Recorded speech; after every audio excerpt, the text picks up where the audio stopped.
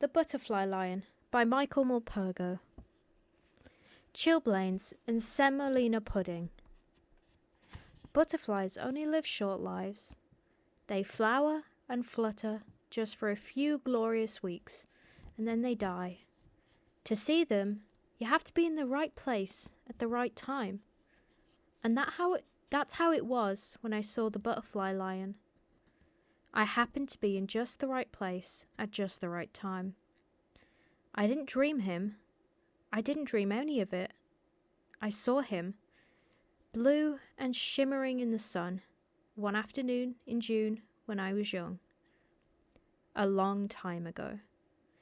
But I don't forget. I mustn't forget. I promised them I wouldn't.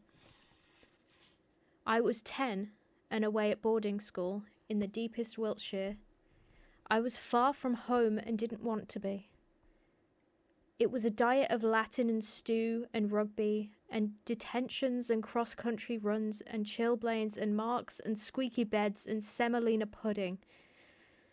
And then there was Basher Belmont, who terrorized and tormented me, so that I lived every waking moment of my life in dread of him. I had often thought of running away, but only once ever plucked up the courage to do it.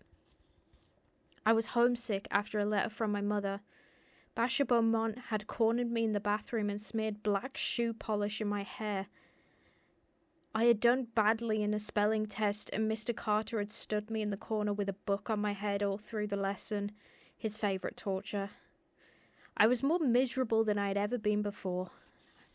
I picked at the plaster at the wall and determined there and then that I would run away. I took off the next Sunday afternoon. With any luck, I wouldn't be missed till supper, and by that time I'd be home. Home and free. I climbed the fence at the bottom of the school park, behind the trees, where I couldn't be seen. Then I ran for it. I ran as if bloodhounds were after me, not stopping till I was through Innocent's Breach and out to the road beyond. I had my escape all planned. I would walk to the station, it was only 5 miles or so, and catch the train to London. Then I'd take the underground home. I'd just walk in, tell them that I was never, ever going back.